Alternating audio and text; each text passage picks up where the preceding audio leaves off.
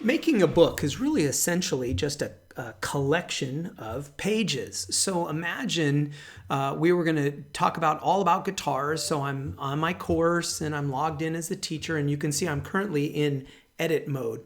And imagine I was going to be talking about guitars, and I might do a page on what is a guitar. I might do a page on what is the history of a guitar. So I might do another page, and I might do the history of guitars, and put in fake content here. And then I might do another page where we're talking about famous guitar players, and then I'll put in some fake content here for right now.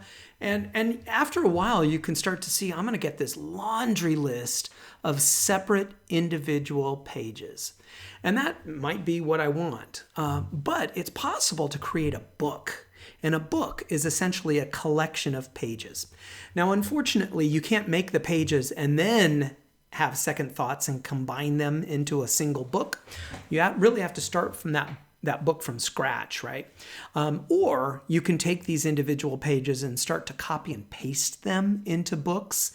So let's get started with let's get a book going here. So here's a book. And if you've forgotten what a book is, it's right here. I'm going to click add.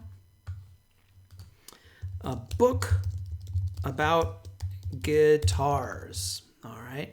Here's a description place. If I want to put in a description, I don't have to.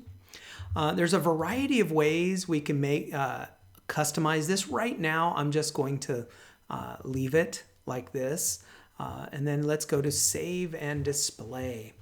And so it's kind of weird.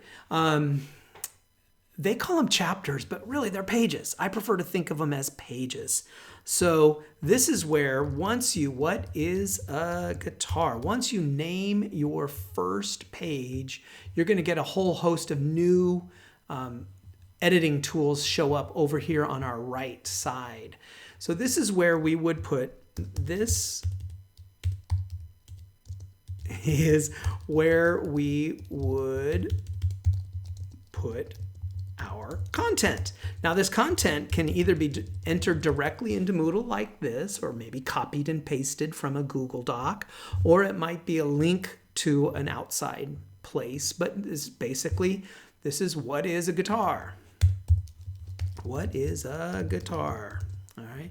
And again, because this is acting like a page, if I want to insert an image, I can browse a repository. I can upload that guitar that I used in an earlier video.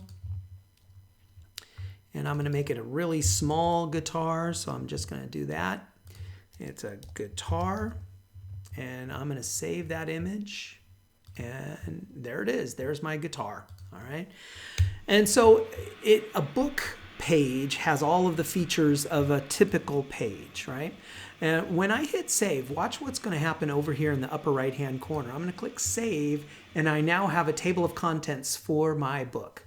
If I hit the plus sign, this adds another page in my book. What is the history of guitars? And I put in my content here. I'm going to hit save. And now I have 2 pages in my book. And let's add a third page and call this famous guitar players. And I'll put famous guitar players right here. I'm going to hit save. And now I have a 3-page book. Now if I go to that section, so what I've done is I've taken these 3 pages and I'm basically creating it into a single book. Now if I started with pages and I'm having second thoughts and I want to turn it into a book. All right, so what I'm going to do is I'm going to click on what is a guitar, and I'm going to go into, and then I'm going to just highlight all this. It's kind of an inside trick here.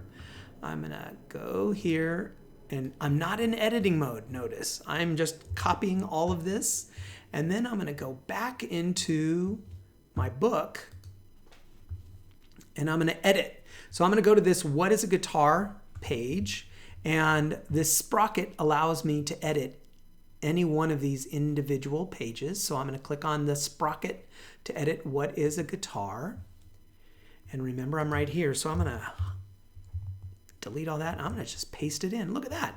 All of the content, including the video, showed up right here. So now I'm going to click save, and it's in the book. So now I no longer need this individual page, what is a guitar, because the content is now inside a book. So I'm going to delete that because I don't need it anymore.